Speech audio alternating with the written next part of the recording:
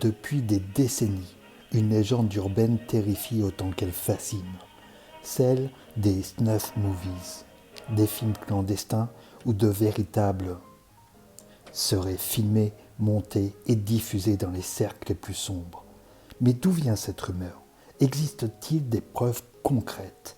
Plongeons ensemble dans l'histoire inquiétante d'un mythe moderne nourri par nos peurs les plus profondes.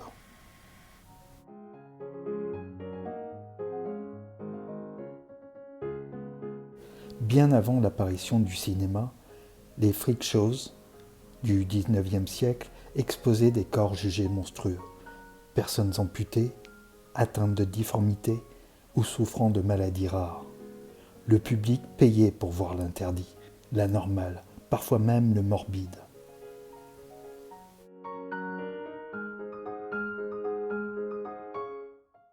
Dans l'Europe du XIXe siècle, de nombreux récits populaires évoquaient également des marchands ambulants montrant des réels ou des supplices pour quelques pièces. Ces pratiques ont jeté les bases culturelles, payé pour voir la souffrance. Les snuff movies s'inscriraient selon plusieurs historiens dans cette très vieille tradition humaine.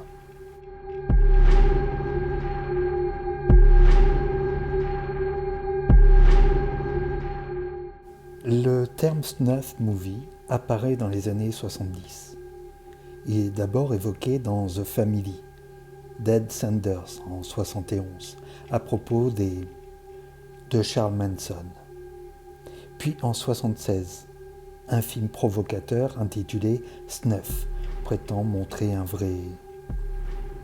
La panique s'installe, les médias s'emballent, la peur devient virale. Le snuff serait-il un marché caché?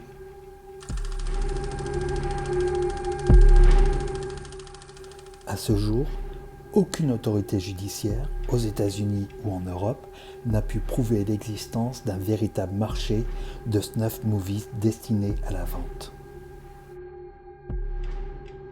Aux États-Unis, la loi fédérale sur l'obscénité interdit toute œuvre présentant de la violence extrême sans but artistique sérieux. Plusieurs lois anti-obscénité ont été renforcées après la panique snuff, notamment l'Obscene Publications Act au Royaume-Uni. En France, l'article 227-23 du Code pénal interdit de filmer ou de diffuser des actes violents réels, même avec le consentement des participants. Cependant, certains filmés accidentellement, comme des sont parfois assimilés par erreur au snuff.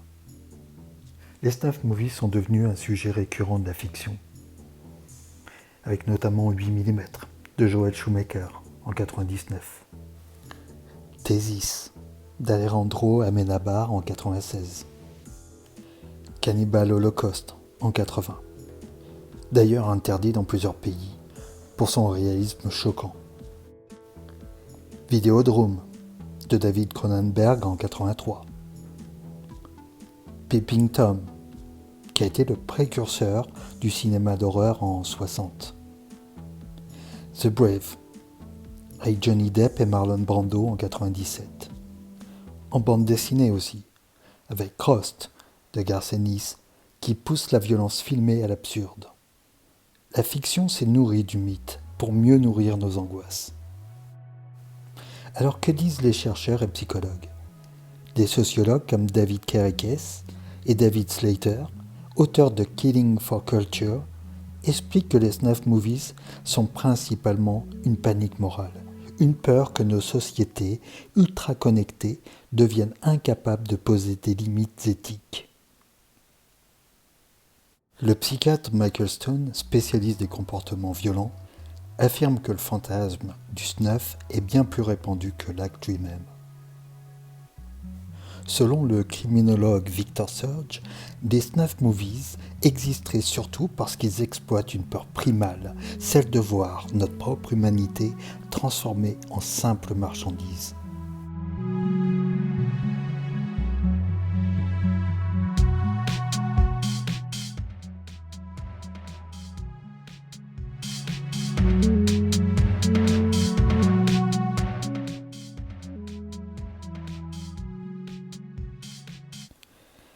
Alors les snuff movies, réalité ou totale fiction? Bien, ce n'est pas aussi simple. Il existe malheureusement des cas réels. Dans cette séquence, par respect pour les victimes, je n'évoquerai ni le titre, ni le nom de l'auteur de ces vidéos abjectes. Sachez qu'aujourd'hui, il purge une peine à perpétuité. Ce type filmait une série de vidéos sordides pour une clientèle clandestine. Ces actes monstrueux restent des exceptions terrifiantes, loin de l'idée classique d'un snuff vendu comme un film. Avec le développement du dark web, une nouvelle rumeur est née. Les Red Rooms, des live streams où l'on paierait pour voir ou des victimes en temps réel. Les autorités du FBI, d'Europol et d'Interpol n'ont cependant jamais retrouvé la moindre preuve tangible de Red Rooms opérationnels. La plupart seraient des simples arnaques utilisant des vidéos truquées pour estorquer de l'argent aux curieux. Le mythe des snuff movies nous pousse à questionner notre rapport à la violence, l'attrait pour l'interdit, la responsabilité des technologies et surtout notre fascination morbide pour la souffrance de l'autre. Aujourd'hui, alors que des réels sont diffusés en direct sur les réseaux sociaux, la frontière entre fiction et réalité devient encore plus floue.